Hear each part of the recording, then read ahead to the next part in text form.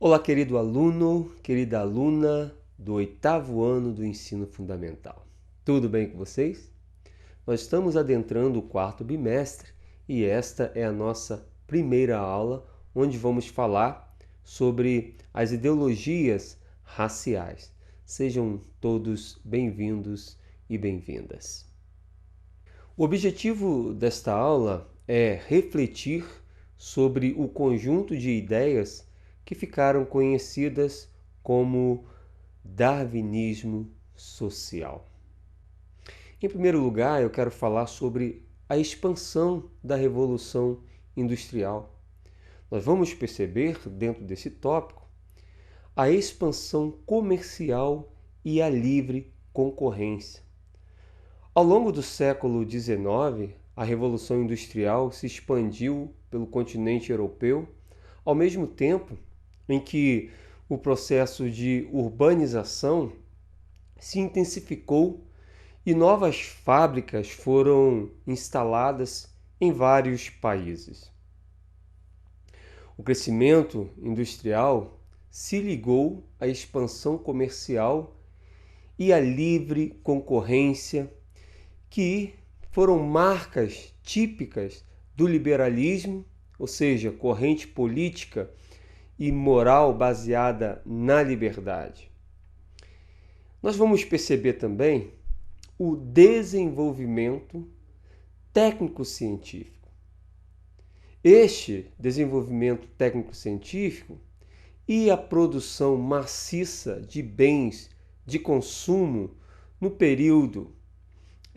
mesmo período, que beneficiando uma parcela pequena da população, contribuiu de certa forma para melhorar e facilitar os afazeres do dia a dia. Inovações nos transportes, como a locomotiva e o navio a vapor, e nas comunicações, como, por exemplo, o telégrafo e o telefone, possibilitavam vencer distâncias em um espaço muito menor de tempo. Essas conquistas materiais favoreceram a visão positiva das elites europeias em relação à ciência e à tecnologia.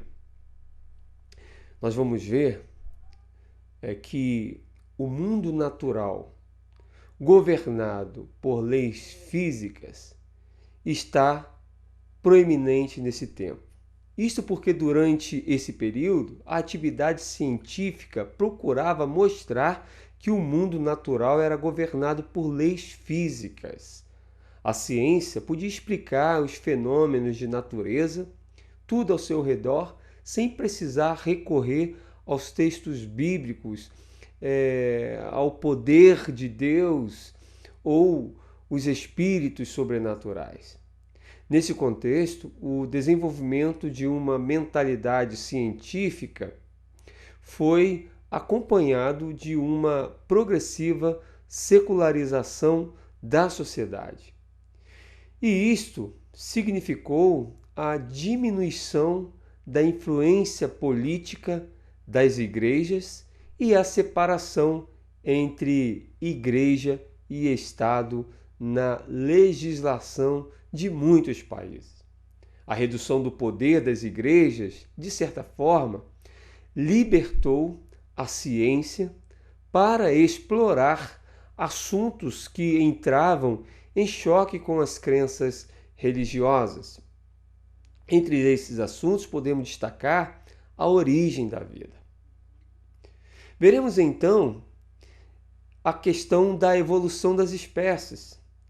Esse tema, que no início do século XIX ele surgiu, o naturalista francês Jean Baptiste de Lamarck, 1744-1829, vai defender a ideia da evolução das espécies por uso e desuso. Ele propunha que os seres vivos se transformam por dois mecanismos.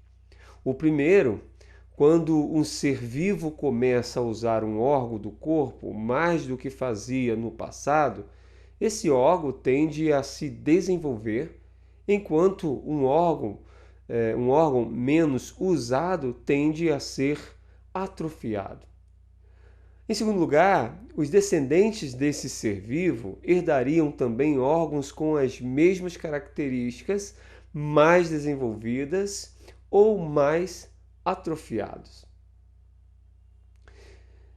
Veja que vai existir então o processo de seleção natural mais tarde, de forma que o pesquisador Alfred Russel Wallace ele vai defender uma outra hipótese, a de que os seres mais bem adaptados ao ambiente, estes sobrevivem.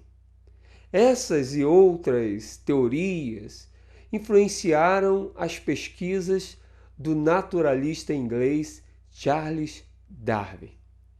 Segundo Darwin, os indivíduos de uma mesma espécie apresentam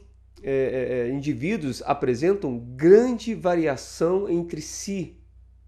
Um grupo com determinadas características pode tornar-se mais bem adaptado ao ambiente e às suas variações do que outros da mesma espécie, tendo, portanto, mais chances de obter os recursos de que precisa para sobreviver e deixar descendentes que vão herdar as mesmas características.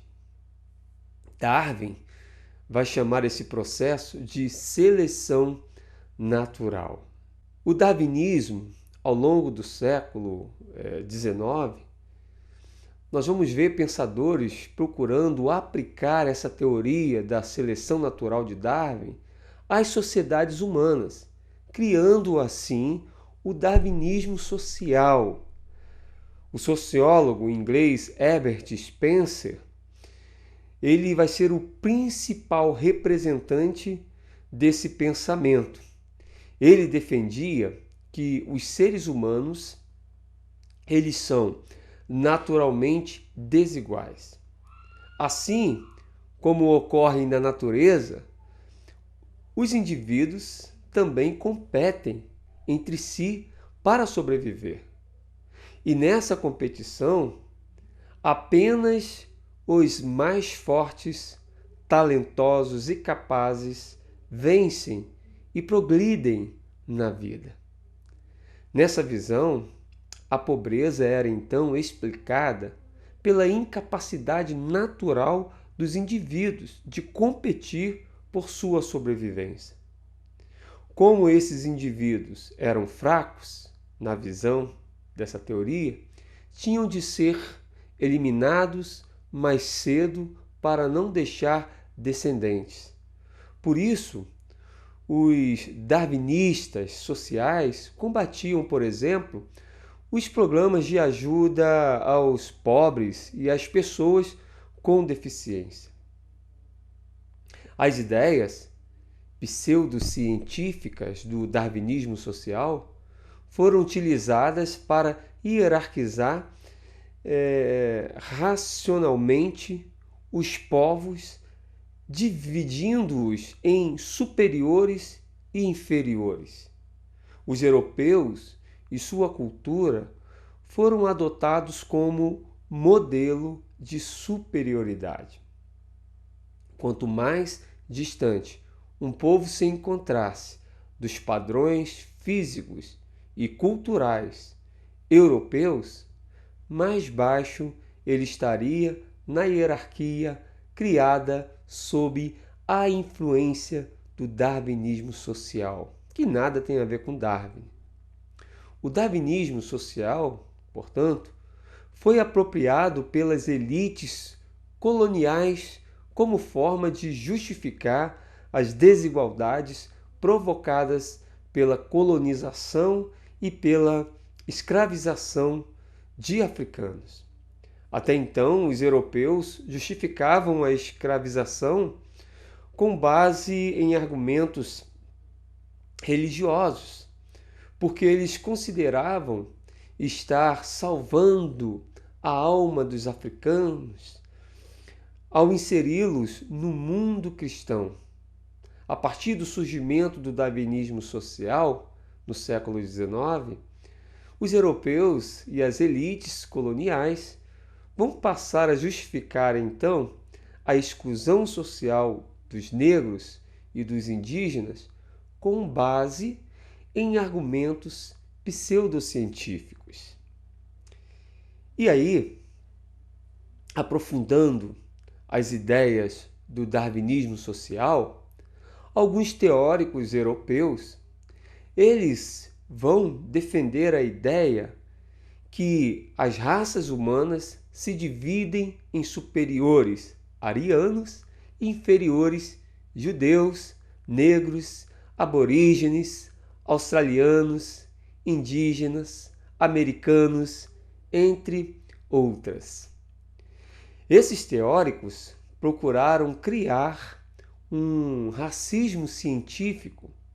Em outras palavras, eles foram buscar na genética humana características para defender a superioridade de uma raça sobre as demais. Com base nas mesmas ideias racistas, o inglês Francis Galton, primo de Darwin, ele vai criar em 1883 a eugenia, teoria pseudocientífica que propunha a criação de uma raça humana superior por meio do controle da reprodução. Com base nesse controle, os países deveriam se encarregar de promover um aprimoramento racial da sua produção, estimulando assim que os brancos procriassem entre si e que os demais grupos não se reproduzissem.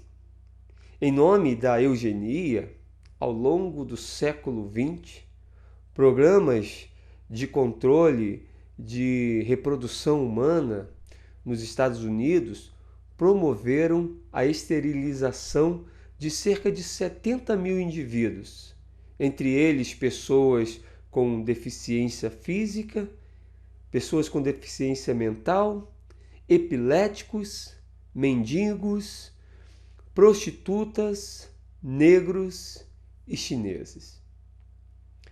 A política de eugenia foi aplicada pelo regime nazista de Hitler na Alemanha, onde causou o extermínio de milhões de pessoas. Essas ideias do darwinismo social e eugenia justificaram o imperialismo europeu no continente africano e no continente asiático, assunto da nossa próxima aula. Até lá!